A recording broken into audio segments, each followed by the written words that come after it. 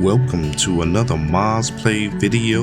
This is Mojito, and today we're going to be getting into another city builder crafting style game, and this is going to be the pilot episode. We're playing Flotsam. Let's get to it.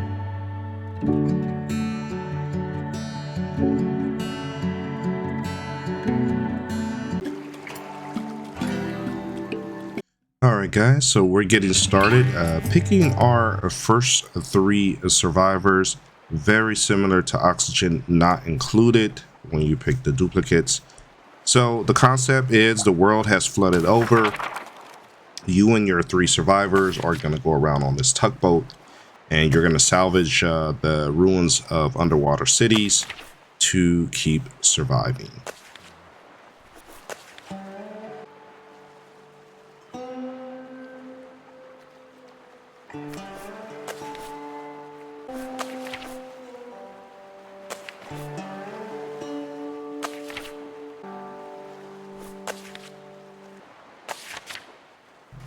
So just like oxygen not included, there's a really large instruction survival guide here. You can go through every little category, figure out what the different building pieces are, workbenches are, how much they cost, and everything. So takes a long time to go through all this information, but it's there and it's available if you need it.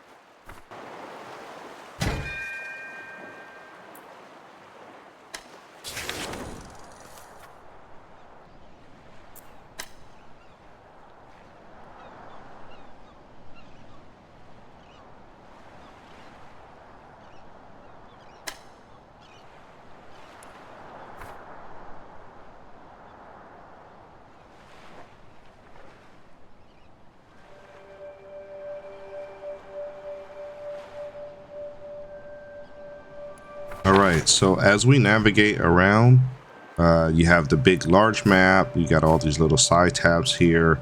There's trash in the ocean, but that's also a source of plastic, and you need plastic, it seems like, to build everything. You can customize your tugboat, but your tugboat is basically going to be your hub for your town, and you're just going to build kind of a little floating pontoon city off of your tugboat, but that's also how you move around the map.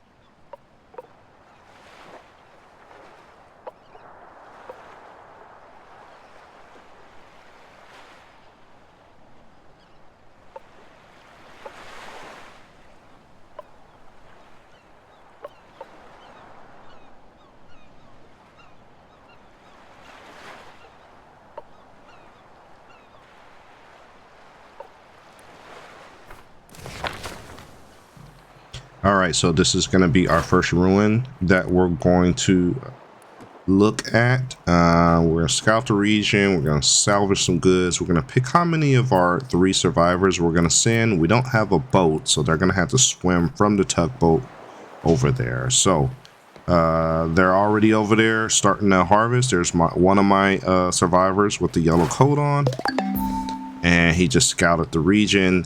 So now that kind of opens up the map a little bit more so you can see more stuff around this building.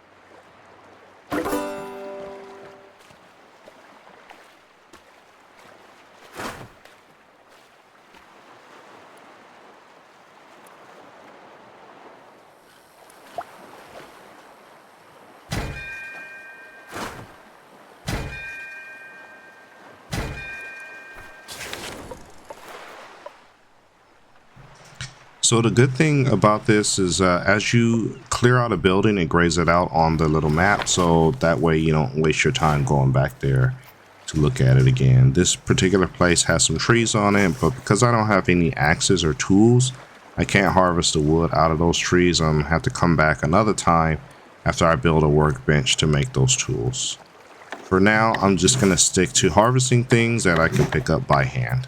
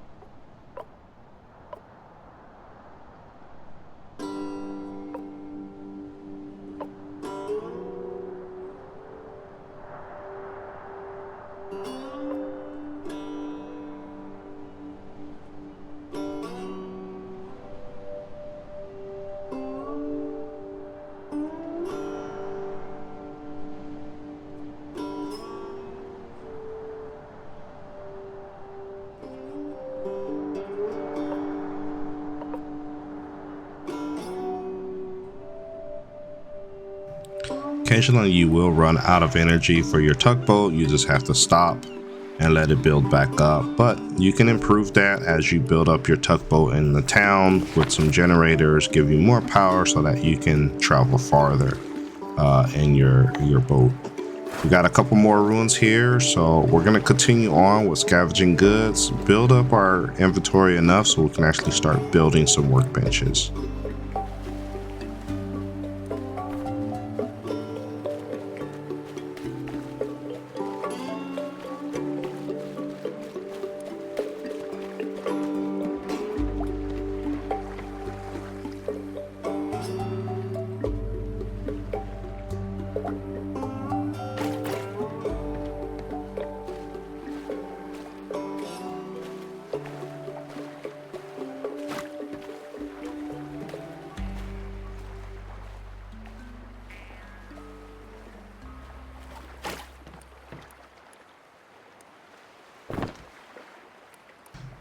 Okay, so taking a look at my prioritization queue, you can have all your different workers specialize in different things. Each of them have different skills that maybe make them better at doing certain tasks than others. Similar to other games like Oxygen Not Included and some other survival games like Alien Stranded Dawn. All right, it is nighttime now. Our tugboat is solar powered, so we're gonna have to stop for now and let our batteries recharge.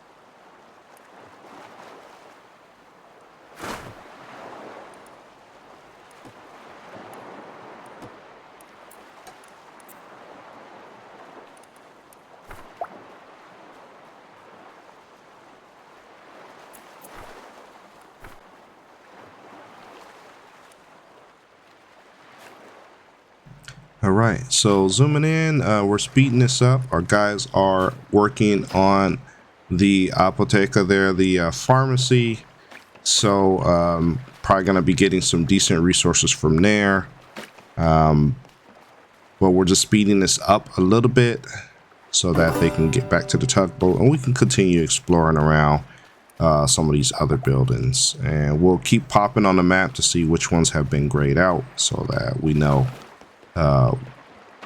whether to come back to that area or not.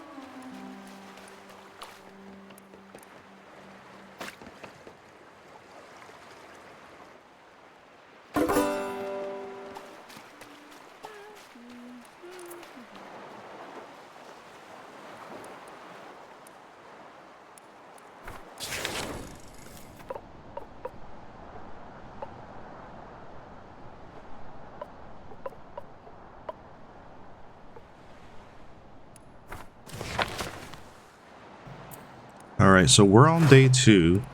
The good thing about this game is you always gonna have some wrecks and ruins to scavenge from, so you're always gonna have some materials. Plus, you have things floating in the ocean, whether it's plastic for garbage. Eventually, you'll see fish, schools of fish, so you can get food. But as long as your people have the skills to get that stuff, you'll be able to keep going. So This person's working on this abandoned freeway. There's plenty of things in the cars, and we'll bring those back to the tugboat.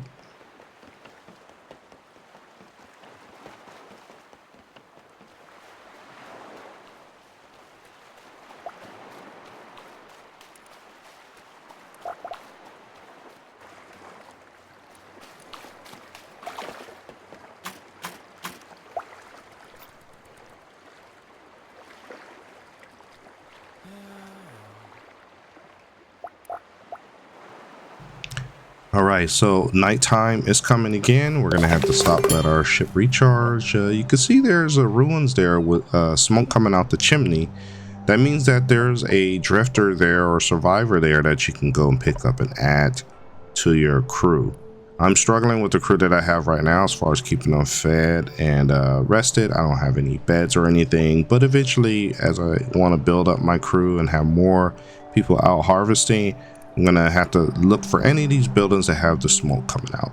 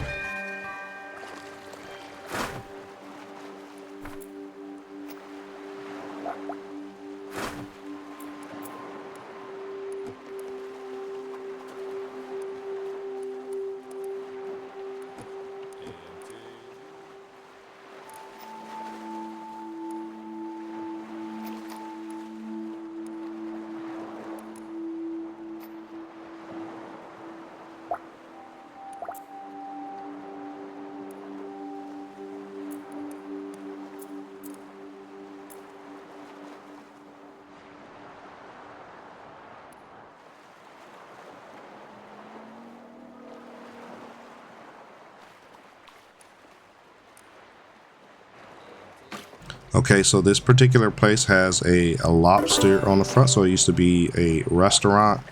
Any of the food caches are typically going to be in abandoned homes or abandoned restaurants, and you can usually tell what type of building it used to be by the little logo on the front, whether it's a pharmacy or grocery store or whatever. That's how you're going to get your food supplies until you actually start fishing.